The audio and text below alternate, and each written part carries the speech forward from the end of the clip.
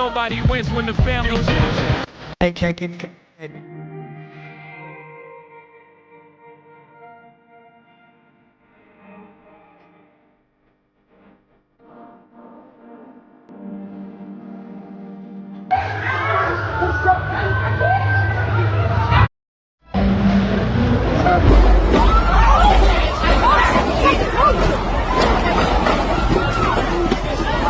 Shots are being fired right now. Shots are being fired.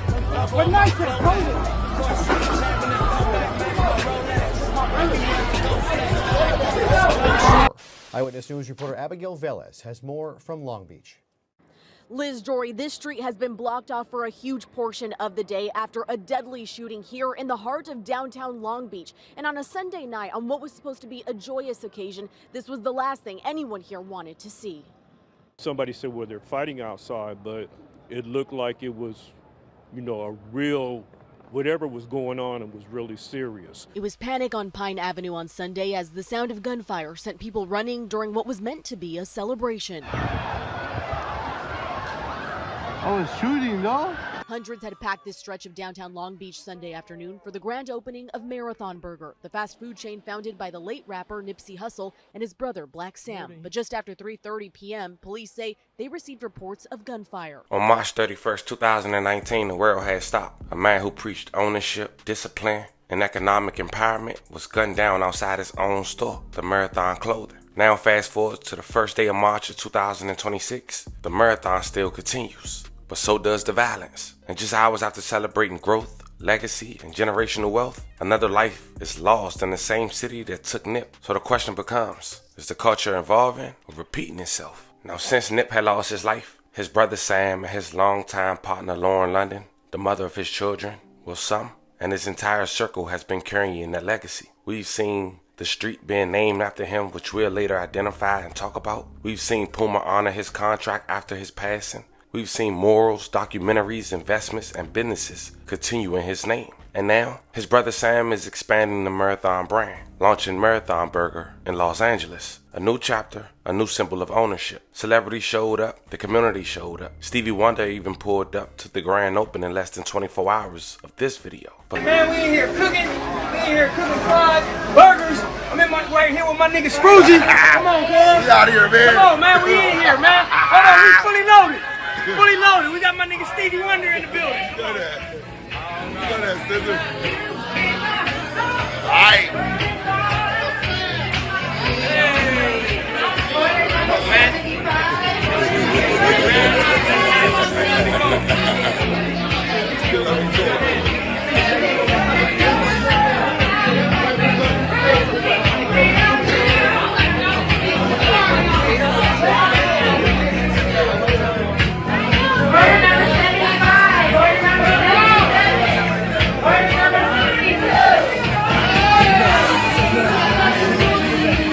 Somewhere between celebration and legacy, another man that lost his life. And today, we're going to talk about it. We're going to identify who the victim was, where he was from, what led up to it, and most importantly, where does leave the culture today? Because LA, especially in certain areas, still carries layers of gang politics, territory, ego, and retaliation. And sometimes, growth and violence exist in the same zip code. But before we go over this one, I want you guys to remember, I don't give you no angle. I just give you the story. So with that being said, make sure you like, comment, and subscribe. We're gonna jump right to it. But to understand what happened yesterday, we gotta go back, fam. You see, Nipsey Hussle wasn't just a rapper. He was a product of Crenshaw, affiliated with the Rolling 60s neighborhood Crips. And let's be clear, I'm not glorifying it, it's just context. In Los Angeles, gang affiliation isn't just street activity. It's identity, territory, and generational alignment. And Nip grew up in that system. But what separated him was ownership. He bought property in his hood, opened the Marathon Clothing, talked about economic circulation, pushed tech investments, and spoke to kids on a daily about discipline. He never denied where he came from, but he was always trying to elevate it. That's balance and it's dangerous. Because when influence grows, especially in the gang culture, the power shifts.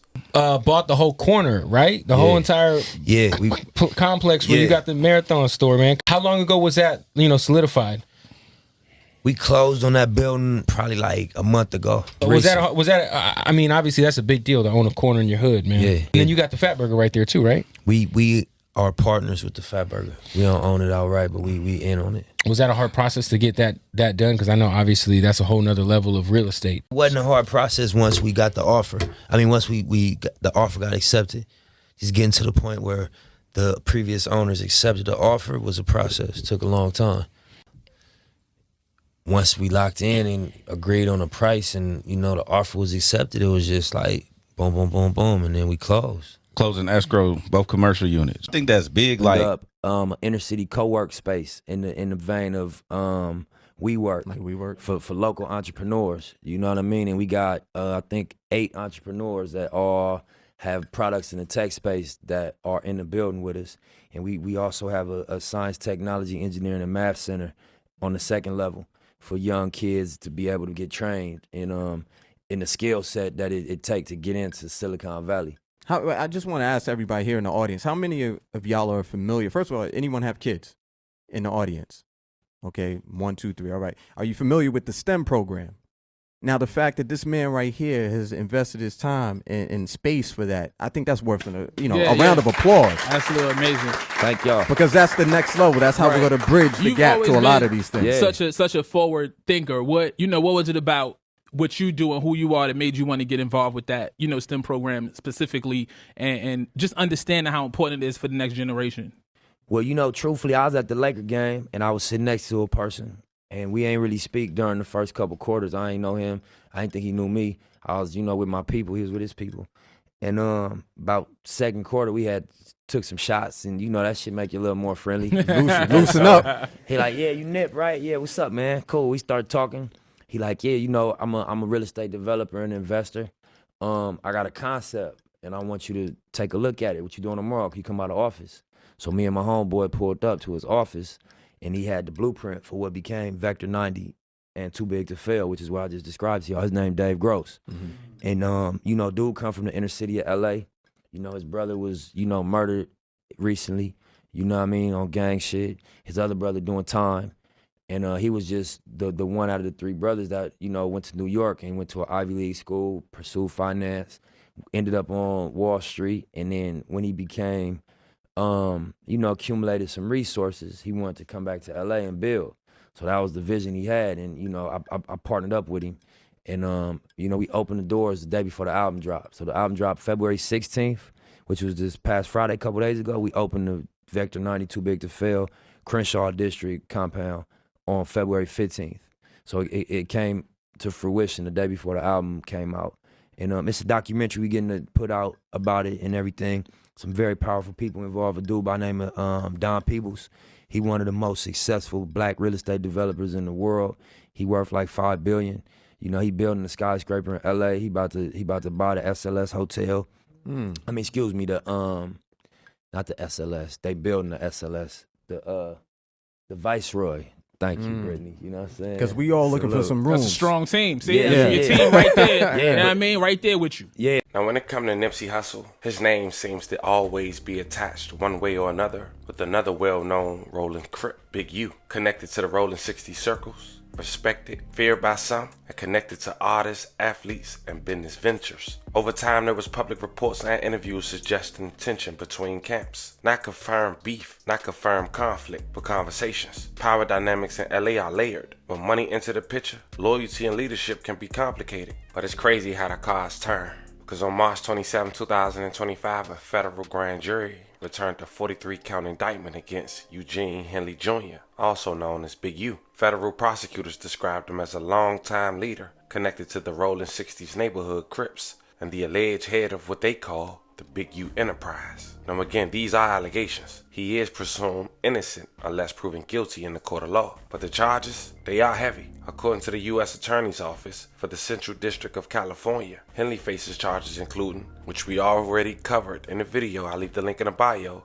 RICO conspiracy, Hobbs Act robbery and extortion, wire fraud, bank fraud, embezzlement of public funds, tax evasion, human trafficking allegations, and murder connected to an aspiring rapper identified as R, who was also a football player that was really close to his son, even once lived with Big U, allegedly. Now let that sink in. because prosecutors allege that from 2010 to March of 2025, the so-called Big U enterprise operated as what they describe as a mafia-like criminal organization. They claim to use fear, intimidation, and influence tied to gang structure to extort individuals, including professional athletes and musicians, through what were described as check-ins. Court documents allege that the celebrities entered Los Angeles for business were required to seek approval or protection, and if they didn't, prosecutors claimed retaliation was possible. Again, that's what the indictment allege.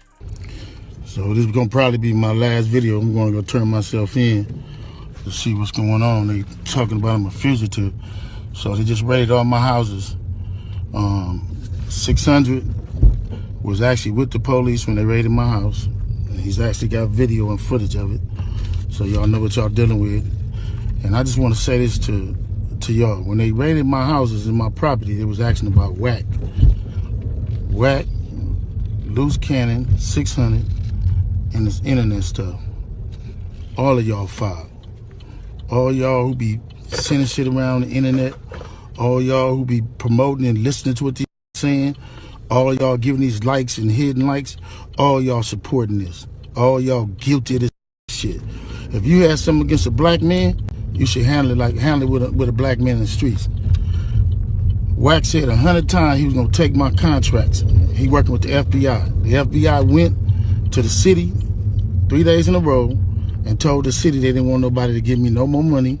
They went to all the different celebrities and told all the different celebrities, don't give me no money, don't help me, don't do nothing for me. They going around scaring and intimidating everybody. But y'all sending it around getting people in trouble.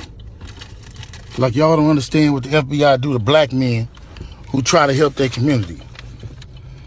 I ain't been nothing but a help to our community. But I guess it is what it is. This the price of being black and trying to help somebody, trying to help your community and do what you can.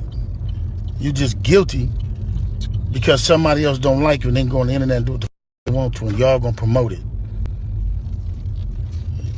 It's crazy. But I'm going to go turn myself in though. Now, before the indictment was open to the public, people thought this could possibly mean justice for Nip, and we'll later explain why. But people quickly realized maybe it was just karma. Now, the video you just saw was a clip that Big U had posted hours before his arrest. He denied any wrongdoing. He claimed there would be no real evidence. He suggested the charges were an attempt to assassinate his character. Federal prosecutors, however, alleged those videos were an attempt to influence potential jurors and intimidate witnesses. Now, the most serious allegation was January of 2021, where prosecutors alleged that an aspiring rapper, someone who had once lived with Big U, had been coached by him in youth football, recorded a diss rap. Apparently, it was aimed at Big U. According to the indictment, the man was later found and shot multiple times in the head. His body was dumped off Interstate 15 near Las Vegas. The indictment states a Grammy-winning producer witnessed parts of the event surrounding the killing. The case now sits inside a larger racketeering conspiracy. Of course, we went over that video. If you guys want to check it out, go ahead and click the link in the bio. After this video, we went in full detail about who this guy was and what happened. But here's why people assume that this indictment was possibly justice for Nipsey Hussle. You see, in 2019, Nipsey Hussle's last song and music video was a track titled Higher with DJ Khaled featuring John Legend.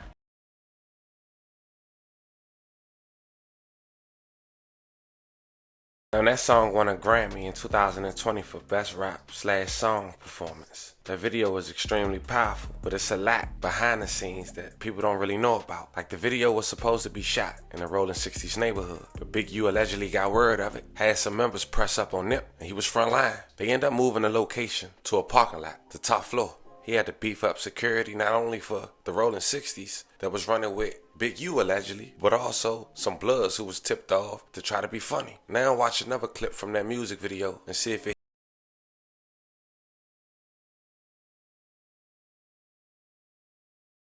We all know a couple weeks later, March 31st, 2019, Nipsey Hussle lost his life, broad daylight, to the hands of a knucklehead called Eric Holder, affiliated with the Rolling 60s. And at that moment, people thought he was sent, and his brother, Black Sam, he even spoke on it. He didn't say who, but he felt like Eric was sent.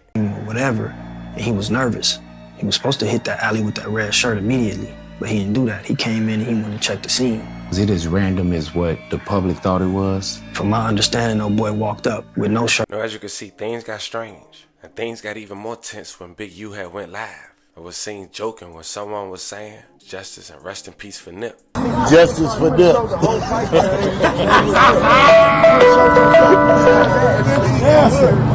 boy would have been there like, yeah, you got it. You did. When Black Sam come out 2 days ago and say he wished his brother Killer was free, that's pretty much what he meant. The nigga who did it to your brother, would you rather him went to jail or stayed on the streets? Like me, I'm 1000% wish the man was still out here. Right. Because the nigga would have been X'd out. Yeah. But whether a nigga gotta go solo. Right. Broad day and go sit down and do all day. That'd have been the best time I could do in my life. I'm waking up every day. People ask me, would you have changed the decision? No. 1000%. Right. So I wish the man was out. I wish he was not in jail, and that saved his life. Yeah, 1000%, man. And you know, I honestly feel like it's hundreds and hundreds of people that love Hussle from the area, from our unit. Mm-hmm. Yeah, they not going for it. It would, and one thing I always say, man, I feel like this, what was going through this guy's head. Did you feel like he was about to be? Did you feel I have no? And then you turn yourself into a nutty house when you figure it out. Oh, nah, bro, you better not. It's a APB out. Yeah, and everybody is not coming in until we figure it out. Right. So, you know, that was the energy, man. Definitely wish, you know, nigga don't fuck with the police and don't fuck with none of that. And obviously, different people from different situations do, like mothers and sisters and aunts from all type of. And I'm not going against how they feel. That's just how I feel and how we feel. Like definitely, jail is not what we wanted for that situation. So now we here, fam. Now here's the uncomfortable part. While one former power figure is fighting a federal RICO case, Nipsey Hussle's brother is expanding a legitimate business empire. Marathon Burgers, ownership, structure, taxpaying enterprise. And that's where the tension becomes symbolic. Old power versus new money. Street structure versus business structure. Fear versus economic infrastructure. And that brings us to Crenshaw. Back to grand opening, back to celebration, and back to the shooting that just happened. Now last year, Black Sam had opened the first location, and to say the least, he got into a confrontation with someone who was allegedly there, who he knew of, who was allegedly chilling with somebody who was speaking down on Nipsey, and Black Sam felt some type of way about it. Check it out. All right, so we're gonna holler. Let's just get to that. Let's get to that, bro. Bro, we all tripping on that, bro. Hey, listen, bro. Listen. If the nigga ain't demonstrating for Hussle, this is what I'm telling you. Don't come over here. Don't come over here trying to then guess what? Go do something and come back. Go get cracking and come back. That's what I said, bro. Listen, we're not big trying to holler at you, bro. It ain't hollering at me. A nigga disrespect, bro. You do what you supposed to do. Who disrespect, bro, to me? Don't nobody disrespect, bro. Any nigga that disrespect, bro, when you in their presence, you better smash. In their presence, ain't nobody disrespected, bro, in my presence. I'm talking on the internet. When you see him. When you see him get cracked, when you see him get cracked, I can't tell. You know what's happening. I can't tell, nigga. You know what's happening. You're not gonna have a Black Sam. I can't tell. You really doing it. You're not gonna have a Black Sam.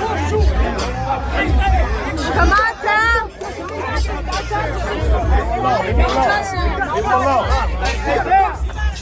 Right to it, man. Yesterday, viral. You know, they had the opening day for the Marathon Burger. Yeah. You show up, and you know, there's lots of video out there of you and Black Sam looking like you guys are having a pretty heated argument or heated conversation, and then you know, you kind of being pushed across the street. Yeah. So, you know, I thought it was a normal day, you know. You know, I got a relationship with these people. You know, All Money In, Nip, Sam, Adam.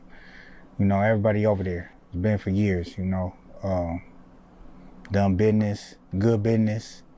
You know that. You know, it's just it's nothing I can say bad about these individuals, right? About him in per se, but you know, it just threw me off guard. It threw me for a loop, bro. Like, I went to, you know, we was out there smoking, chilling. Everybody said Black Sam wasn't there yet. Everybody said Black Sam wasn't there yet. Cool. Somebody say, okay, Black Sam, there go Black Sam right there. I'm like, cool, I'll go over there and holler. I'm gonna go over there and holler at him, right? I say, hey, what up, bro? Woo. You feel me? So, mind you, I've been texting Sam, calling him prior to this. You feel me? And, you know, I haven't been getting no response. Last time we talked was maybe like a couple months. 3 months, I sent him a clip of me talking on No Jumper about, you know, Nipsey and shit. He hearted it, liked it. I mean, like I said, there's never been no bad blood between me and Sam. So I just want to get that understood right now. What y'all seen was frustration built up or whatever from people, I believe, putting stuff in his head or sending him this clip and not getting the whole context and not even understanding my stance. Now fast forward a year from that situation, the Marathon Burger opened up another location in Long Beach, California. The stars showed up to support. You had Big Boy, Stevie Wonder, Snoop Dogg, you name it. When apparently a fight broke out, leaving 3 people shot, 1 person dead. The deceased was later identified as DJ, an alleged rolling crip. Now, you know certain bloggers have people who come to them with information, and you gotta take it with a grain of salt. But a YouTuber who go by the name of Flacco had ended up going to his Instagram and speaking on what actually took place inside the Marathon Burger that led to a shootout moments later. Check it out. Here's what led up to somebody getting shot and killed at Nipsey Hussle's Marathon Burger grand opening today. So everybody is there. Celebrities, fans. It's a family-friendly event. Until this one gang member showed up. He's a little turned-up crip from the 80s in Long Beach. Because this is a Long Beach grand opening. He showed up and he starts dissing all the enemies that walk in. He starts tripping. He really started gangbanging. Right? He's calling them out their names. He's throwing up derogatories like gang signs. He's just wilding out. The enemies realized they outnumber him by a lot. They could easily crash him and get him out of there. But they went to Black Sam because they didn't really want to mess up the event. So they go over to Black Sam and they tell Black Sam, hey, this dude is being disrespectful. He's dissing. He's violating. Get him out of here because we don't want to crash him. While they talking to Black Sam, the little turned up 80 crip got 3 homies who walk in. Now they with him. So now it's 4 80 Crips in there and hella enemies. Black Sam people's going on. So then Black Sam rally up his crew and they walk over to the 80s and tell the 80s, hey, listen, we gonna escort y'all to safety, but y'all gotta go. They agree. Black Sam and his crew is escorting the 80s off the premises of the Marathon Burger. The 80s is under the assumption we getting escorted to safety. We getting escorted to our cars. Black Sam is under the assumption of y'all getting off my premises. That's it. So once they walked them across the premises of the Marathon Burger, as soon as the 80s toes crossed the line across from Marathon Burger, they got blitzed. All the enemies blitzed them. It's like 6-1. I'll be real, bro. It's like 4 80s and 40 enemies, man. So they squabbling. So one of the 80s pulled out a gun and they start shooting. But they didn't stop making guns when they made off, man. The enemies had guns too. They pulled out their pistol. A gunfight happened. Bystanders getting hit. Somebody who was Black Sam got shot in the leg. 2 of the enemies got hit too. But the person who suffered the worst was one of the 80 Crips. He got shot and killed.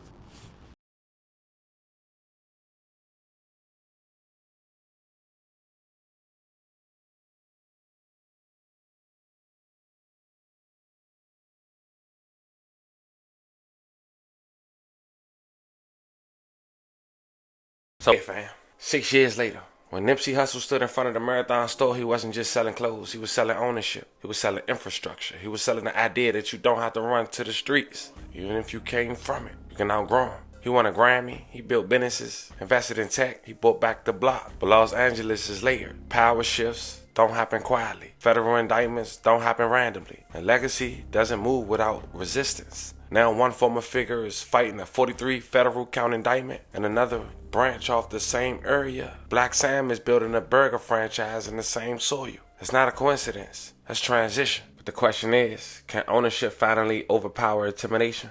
Can economic growth outlive gang politics? Or will every attempt at elevation be tested in this city? Prayers to the victim of the family, respect to the community trying to grow, and accountability for whoever is responsible. Because whether people like it or not, the marathon continues, but so does the elevation. Fam, let me know how you guys feel about this one in the comments. Don't forget to like and subscribe, and today, I'll catch you guys on the next one.